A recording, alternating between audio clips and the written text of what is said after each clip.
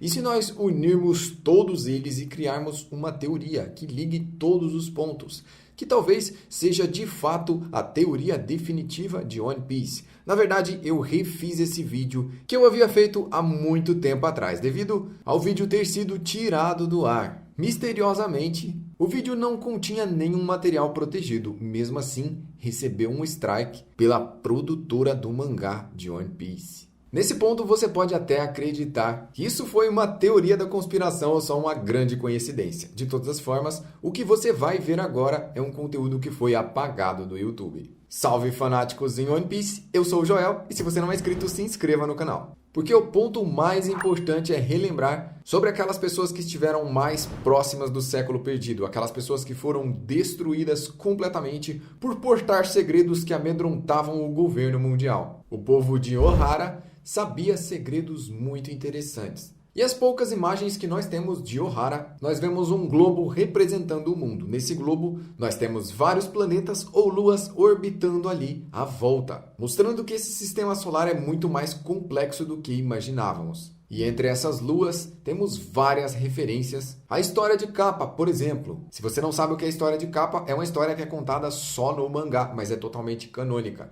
Nela, Enel foi até uma dessas luas, um lugar que ele considerava sagrado. E lá, ele encontrou ruínas, mostrando que o povo que vive na Ilha do Céu, que foi apresentado em Skypiea, de alguma forma já viveu na lua. Se você é daqueles que pulou o arco de Skypiea porque achou chato, eu já vi muito esse comentário por aí. Saiba que Skypiea pode ser um dos arcos principais em toda a história.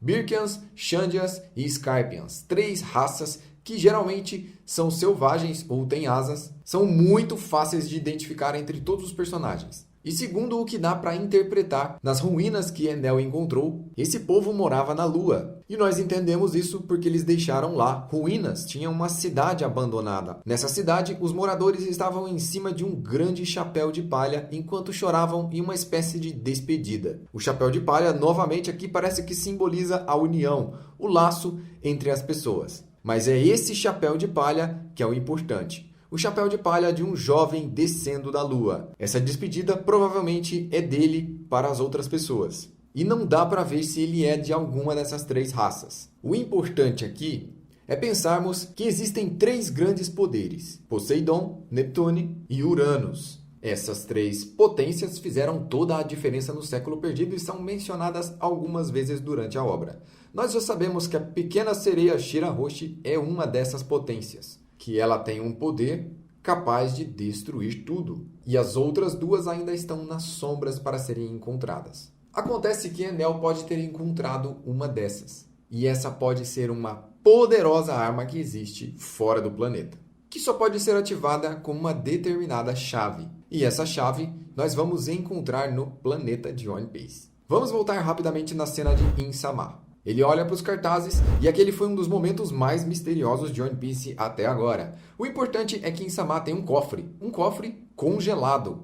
Congelado e misterioso, assim como o gelo que existe em Punk Hazard. Existem coisas congeladas lá também. Gigantes, ou experimentos fracassados na tentativa de criar gigantes. Provavelmente aqueles são os Numbers de Wano. Mas vamos voltar para Insama. Insama tem um grande chapéu de palha. Um chapéu de palha congelado. Por algum motivo especial, ele está ali guardado. Roger já tinha o chapéu de palha quando ele foi apresentado na obra. Shanks o recebeu e depois de algum tempo passou ele para Luffy. Acontece que sabemos que linhagens, famílias e raças em One Piece são coisas importantes e levadas a sério. Os Tenryubitos têm suas famílias e suas linhagens e se acham superior a todos e agem como se realmente fossem. Também vimos que o fator de linhagem foi determinante para os experimentos científicos dos irmãos Germa, onde Judge usou o fator de linhagem e todos os seus conhecimentos para criar humanos superpoderosos. Recentemente, até Queen, a praga, uma das calamidades de Kaido, citou sobre isso. E nós vamos aprendendo como essas coisas são importantes. Além que no arco da Big Mom nós descobrimos que existem muitas raças e fomos apresentados melhor a cada uma delas. Big Mom tem praticamente todas as raças. Mas aproveitando que nós falamos da tripulação do Kaido e falamos do Queen, vamos falar do King. Afinal de contas, King é de uma raça que pode controlar e manipular o fogo. Sua raça se chama Lunari. E como ele tem asas, pressupõe-se que todas as pessoas que tenham asas venham de outro planeta, já que até agora todo o padrão foi esse. Todas as raças que tinham asas no arco de Skypiea vieram de outro planeta. Então pode ser que ele seja de mais algum outro tipo de planeta que possivelmente foi habitado.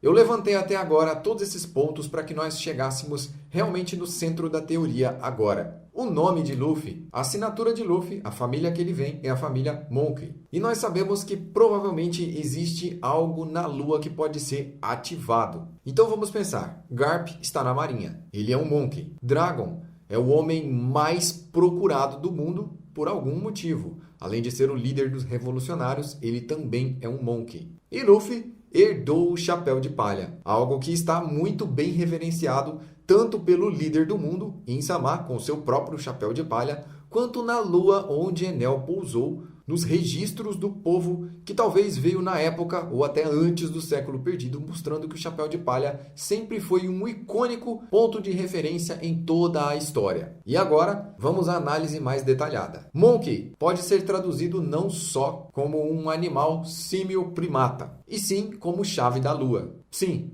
Moon é lua, e Ki é chave. São palavras simples em inglês, assim como monkey é macaco. Monkey pode ser traduzido então como chave da lua. Isso porque é muito comum no idioma japonês você fazer esse tipo de brincadeira com as palavras, sendo que a mesma palavra pode ter vários significados, você mudando só a entonação. É claro que para nós isso não faz muito sentido, mas para um japonês ou alguém que sabe falar japonês, sabe que isso faz total sentido. E o Luffy, sendo a chave da lua, ou pelo menos participando da família que são os portadores da chave da lua, tem nele alguma coisa que pode ativar esse gigantesco poder que está adormecido desde o século perdido. E agora vamos para o rei dos piratas. Roger, antes de chegar na última ilha e rir, ele chegou atrasado ou adiantado demais. Porque ele riu e disse que gostaria de viver no tempo de Joy Boy. Mas Joy Boy viveu há muito tempo atrás. E estava prometido que daqui 20 anos algo importante aconteceria.